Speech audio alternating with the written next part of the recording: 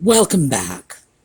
Well, today I thought we would take a look at some of the decorating trends for 2022. And I'm going to tell you the ones that I agree with, the ones that I think are really going to become influential in the future, and the ones I don't quite agree with. But before we get started, I thought we'd take a look at what a bad cat is up to. Yeah, this is Audie. He is sleeping on the trash bins. Now, the good news is these are my trash bins that he's sleeping on.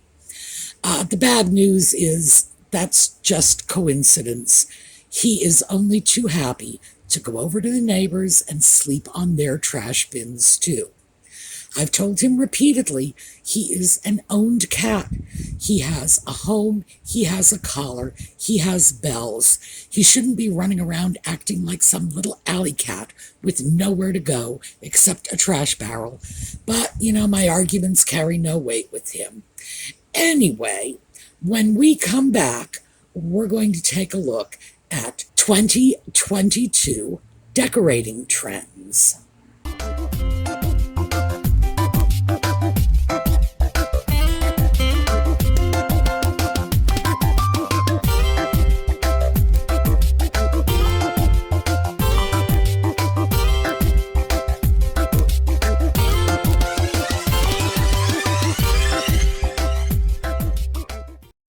Well, I thought we would start off with an easy one. Now, this one is one that all of the decorating experts are talking about. It is the end of the great room. And what they are saying is that the great room is becoming a thing of the past. That today people want more well-defined, discrete spaces because they feel they can get more use out of those spaces. Well, spoiler alert, this is one of the decorating trends that they are predicting and I am disagreeing with. Now, when we look at a great room like this, and as you know, if you followed our living rooms throughout the decades series, the great room is something that sort of appeared in the 1980s. But that's only partially true. The term great room came to us then, but the concept had been around for a very, very long time. So when we look at this great room, and this is modern, this is a 21st century great room, we can tell by the very washed out color palette. For some reason, we are throwing back to the 80s and going into very dull, very monochromatic colors once again. The great room concept is a living room bleeding into a dining room, bleeding into a kitchen, and in this one, because it has cathedral ceilings, it's even sort of bleeding in to the upstairs space. A quick word about living spaces on the second floor. That, by the way, is a relatively new concept. And when I say relatively new, I'm talking perhaps late 1800s. In the early 1800s, a bedroom on the second story was called an attic. Those of you who read Jane Austen know this already. I don't need to tell you. Oh no, my dear, the attics there are just dreadful. Well, that was how they referred to second-story bedrooms. The reason being that a second-story bedroom was not an elegant space. Ordinarily, the master bedroom would be on the first floor, and remember, 100 years earlier, these same people from these same economic classes would probably have been entertaining their guests in the same room they slept in. So a master bedroom on the first floor was just de rigueur, and when you went up to the second floor, that's where you would find the servants' bedrooms, the children's bedrooms. As I said, the attics. Well, in the late 1800s, 1870, I'm going to say, and that's just a random date I'm putting on it, just for the sake of giving you a way of fixing the time in your head. Post-Civil War, when they were building houses, they were putting much more thought into the bedrooms. The master bedroom at this point was going up to the second story. There would have been an elegant staircase leading up to the second story. And they created these rather interesting, relatively wide hallways. You go up to the second story, there was your landing, and there might be a couple of chairs or a settee in there. There was definitely enough room for it. Now, whether or not the Victorians actually used their new found open space at the top of the second floor stairs is another matter. The Victorians, frankly, thought of their bedrooms as places to go to sleep, and that was about it. And please don't say, oh yes, but have sex. No, they were Victorians, they didn't do that. So bedrooms were private spaces, and any socializing at all would be done on the main levels. So I simply raise that point so that you understand that these little sort of alcove parlor spaces on the second floor, this is new. The great room is not. Now here we are taking a look at an historic colonial kitchen slash dining room slash parlor slash Lord only knows what, because in this period, and at this point we are talking right up to the late 18th century, most people did most of their living in the kitchen. Whatever room it was they cooked the food in, that was the room where they ate the food, they entertained their guests, they would sit by the giant kitchen fireplace at night and read. So the concept of multi-purpose room has been with us for a very, very long time. And I'm throwing this in just to make that point. In modern times, though, we've had the concept of the great room without the name, but the concept, pretty much after the Second World War. And the reason for that is central heating, at least here in the United States. We were finally able to effectively heat large spaces.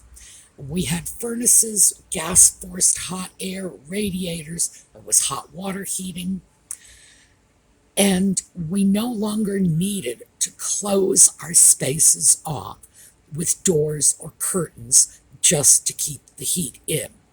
Once we figured out we didn't need to do that, boy, we went to town. And this room is a good example. Now, this is a modern decorated room, but the building is from the 1960s. So it's a 60s house, and somebody recently just took it back to its original glory, and bless their hearts for that. I love when that happens. And we see the dining furniture. I'd be willing to bet that's Kent Coffee. It's beautiful, beautiful dining furniture. The living room furniture is wonderful, period. This is great stuff. This is just yummy mid-century modern. But if you look behind that big wall with the big painting on it, you see the kitchen table in front of the sliding glass doors. And the kitchen would be right behind the area where the dining table is. And this may be looking a little familiar to you, so let's take a look at this. This is the set for the Brady Bunch. Notice, we've got the stairs going up wide open.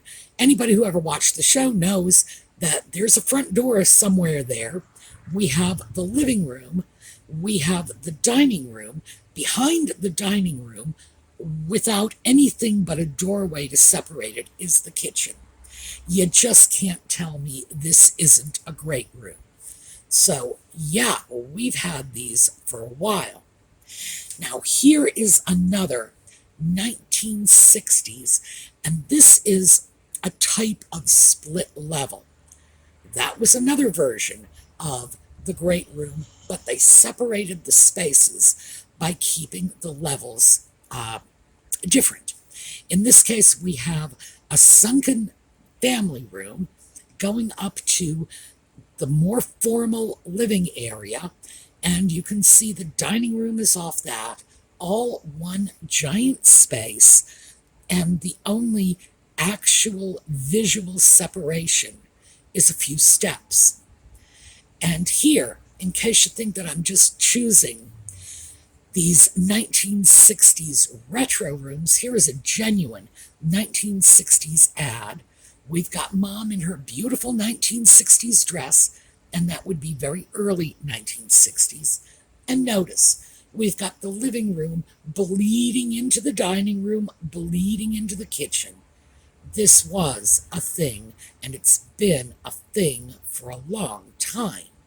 Here's another one. This is later 60s. So notice the kitchen now is our focal point, going up a few steps with no visual separation beyond this very thin and not prepossessing railing. We go into the dining area, into the living area. Once again, great room. Also, please notice, clearly 1960s. And we have a kitchen island and an exposed range hood. Just goes to show you that a lot of the things we think of as modern, boy, our generation did not invent this stuff. And here is another retro 60s room. This is a split level home that has been redone. Obviously this is modern, but they were looking for a nice retro 60s look. Once again, the only separation between our rooms is a change in level and that rather flimsy and almost ethereal little railing.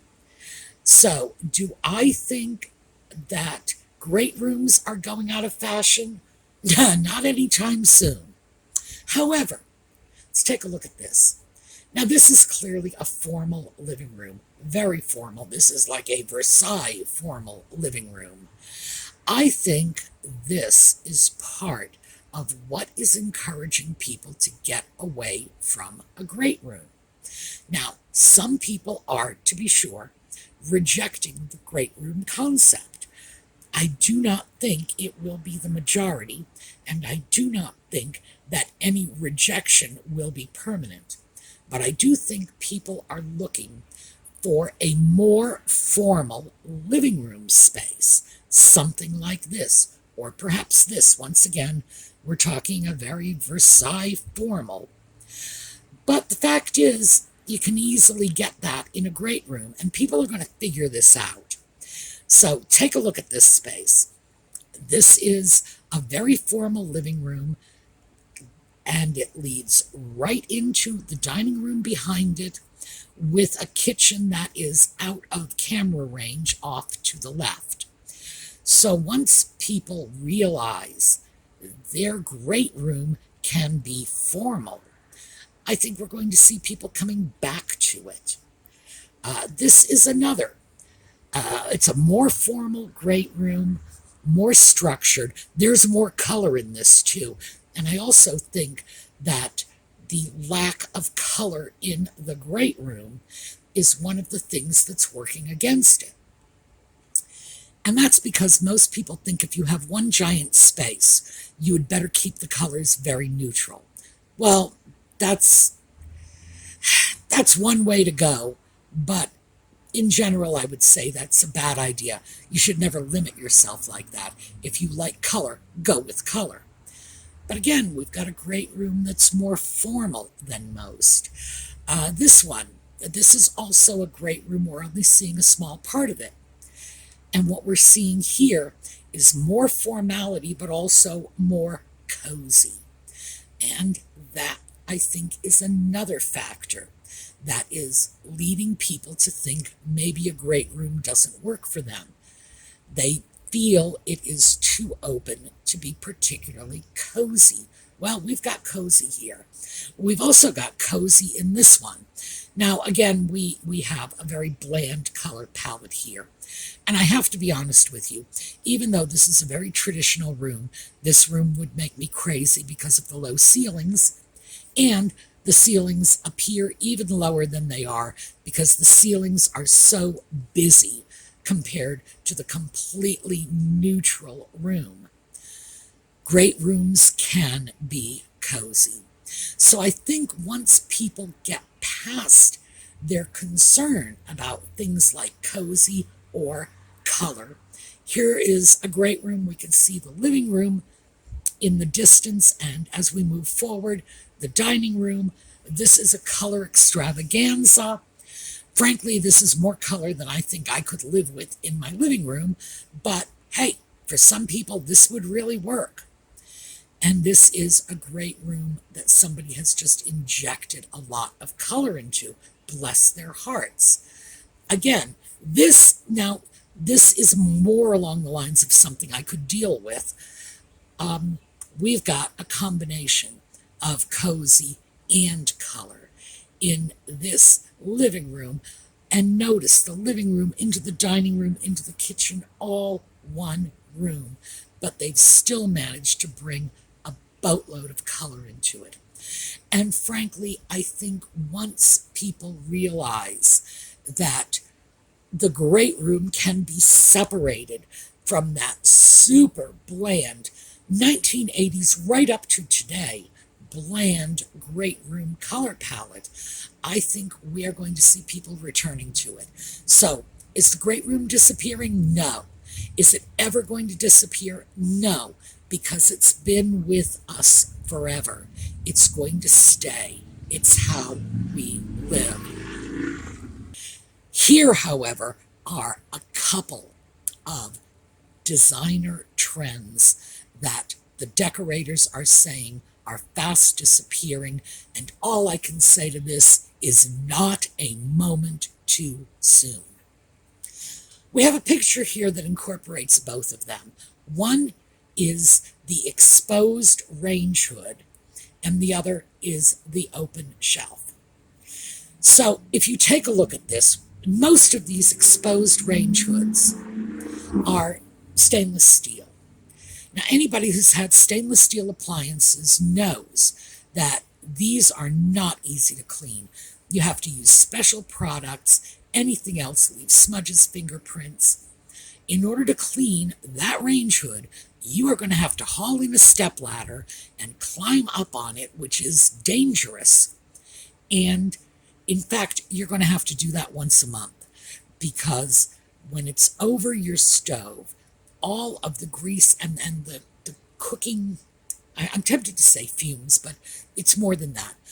Cooking odors are actually little particles of food that are escaping into the atmosphere, and they are settling somewhere. And in this little kitchen, they are settling on that range hood and all those pretty books on those two open shelves.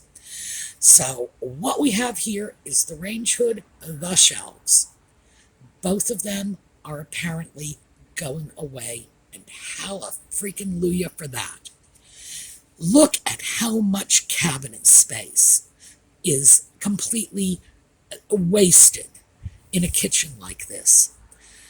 Now, cabinet space for most people is at a premium.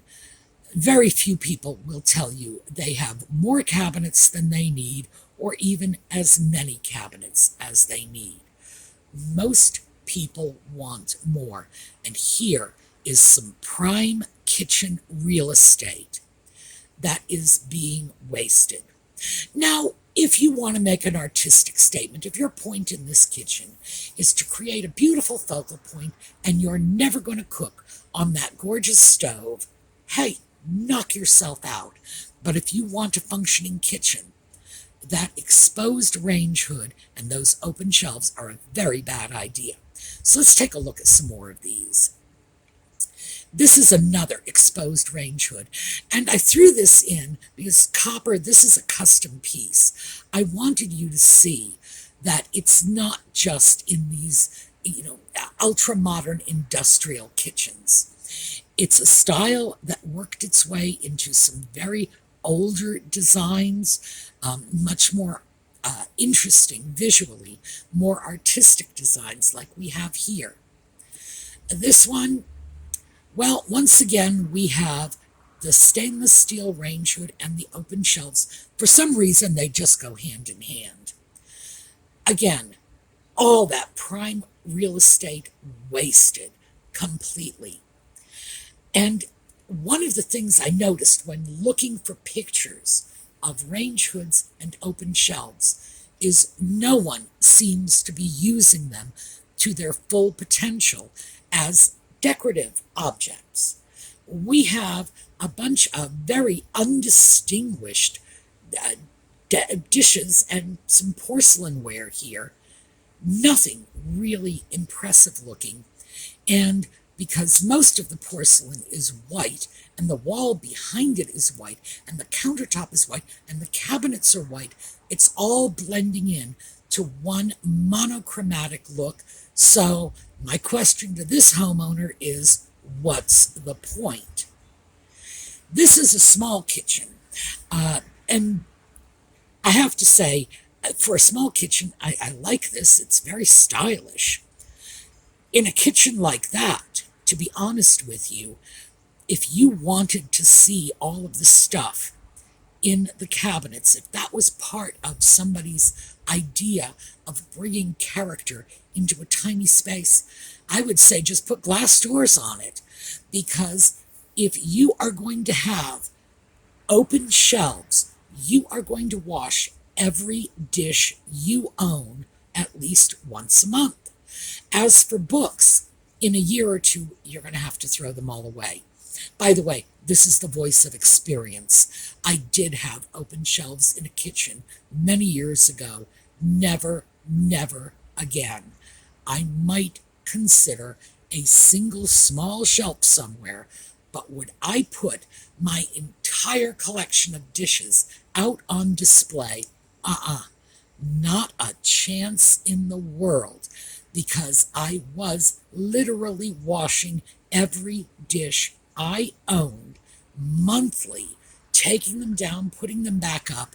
It was a 2 or 3 day project, and quite frankly, I have better things to do with my time. Here we have another view. This is an interesting kitchen visually. In this case, they have a white tiled wall, and it's an older kitchen style. I'm not sure it's an older kitchen, but it's definitely an older style. And the items they have on the shelves are at least visually interesting, visually appealing. Lots of different stuff, not just a bunch of clear glass or white porcelain. Still, everything there is going to have to be washed, and imagine how much more use you could get out of that space if it had doors on it so you could hide away the Captain Crunch boxes. This is another. This is brick that has been whitewashed, which frankly is, I like the look of this because this is a rustic kitchen. And there are a few color accents, basically some black pipe and a couple of green plants. Other than that, notice everything on these shelves is white. They have this wonderful display space and nothing stands out at you. It's not being used to display. So, oh yeah, it needs to go. This one, my goodness, this one is worse than all the rest. Because again, we have the white walls, the white shelves, nothing but white porcelain, and what looks like a couple of dozen bottles of Perrier. I don't know what that is. I'm going to say it's bottled water, so I don't have to assume that they are just heavy drinkers. Again, it's there. It's open. Everything is on display, but so freaking what? The most interesting thing on these shelves is that row of beer bottles. And notice again, we have this exposed stainless hood. So, yeah, this is a household that is going to have to wash every single dish constantly. Doesn't matter if it's used. And frankly, before you uncap one of those beers, you're going to have to wash the bottle. This one, again, a little more interesting, mostly because we've got a bit more color. We've got black along with the white, and the white shelves are on a sort of tan wooden backdrop. Slightly more interesting, but only very, very slightly. This is just a wasted opportunity. So, bottom line, I am glad to see this one going. It is impractical. It has potential, but no one ever seems to use it. So finally, this is another trend, 2022, and one I disagree with. And I'm sure the reason will surprise you. And that is wallpaper. I do not disagree with it because I don't like wallpaper. I love wallpaper. I think wallpaper is fabulous. We have wallpaper literally going back to the 16th century. Wallpaper, even before we had wallpaper, we had murals painted on walls. I think this is terrific. This is something human beings have done to their living spaces ever since they A, have living spaces, and B, had the money to do it. And if you don't believe me, take a look at the ruins of Pompeii. The problem with wallpaper is that even though we have some gorgeous designs, I mean, look at this. This is like, it looks like somebody just slapped a geode on the wall. It's beautiful. This next one, feathers of every color. This is, boy, that makes a statement. Now, these are kinds of wallpaper that I can admire and appreciate at a distance, but I couldn't live with them every day. So, yeah, I'd love to go over to somebody's house and see that, for a cup of tea in the afternoon. But would I want to get up every morning to that? No, I don't think so. This one, well, look at this. We've got a white room. That's all we've got. And we have this fantastic mural on the wall that just looks like an M.C. Escher design. Amazing. It just goes to show you that you can get the most incredible designs in wallpaper. Just amazing. This one is interesting because we have the entire color palette of this room wrapped up in that wallpaper. It's an interesting color palette. Yellow, gray, white. And it's picked up on the sofa with the cushions, with the flowers, the accessories, the draperies match the wallpaper. Terrific. That is something that people used to do. And in fact, it was visually appealing years ago when they did it. And good for anybody who's bringing that back today. Notice this shabby old, I don't know if that's a window or a window screen behind the sofa.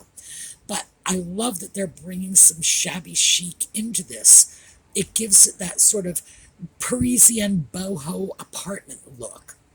Nicely done. This is a wonderful wallpaper. I'd love to know what that is, because if I could track down that wallpaper, I would probably grab a few rolls, stash it away somewhere for my next bathroom remodel. I do like that. That would be great in a bathroom. I would decorate a bathroom around that. Is it appropriate for a living room? I wouldn't go quite that far. And here we have this cityscape mural. It's like, wow, you don't have a fantastic Manhattan apartment view? Slap some wallpaper behind your sofa, and you got it. This is more what we are accustomed to seeing in wallpaper. More subdued. In this case, we've got florals, and we have a sort of white, off-white, through the yellow ranges into that sort of, I don't know, what would you call that, dark taupe in the lamp. That, yeah, that's more what we are used to. Would I put something like that on my walls? Probably not. I might. Of everything we've seen, that's something I would be more likely to put on my living room walls than any of the others. But my taste runs much more to this. And this is a William Morris paper, and I realize you're not getting a very good look at it, but I did want you to see the paper in situ, because this is why I think the designers are wrong about wallpaper catching on. We do not have access to the same gorgeous wallpapers our mothers and our grandmothers had. For us, we have the wallpapers are completely different. Because wallpaper has been out of fashion for a very long time, we're just not seeing great wallpaper designs anymore. And the wallpaper designs we are seeing are crazy expensive. We're talking about low rent wallpaper going upwards of $70 a roll. And keep in mind, 20 or 30 years ago, that same type of wallpaper would be selling for $4 or $5 a roll. So what's responsible for the huge jump in price? No one's buying it anymore. When the wallpaper manufacturers could count on volume business, they could keep their prices down. Well, they can't do that anymore. So let's just take a look at a couple of other William Morris wallpapers, the stuff our mothers and grandmothers had. And keep in mind, if you want this paper today, you are talking $500 or $600 for a single roll. That's why I don't think it will catch on. I really don't. Wallpaper went out of fashion in the 1980s, after, the 60s and 70s went overboard with it. 1980s, it fell out of favor and really has not come back. I would love to see it come back. Do I believe it's going to? Not on your life. All right, so that's what I have for you today. We are going to take a look at a slideshow on the way out, and I will see you all tomorrow. Have a terrific day.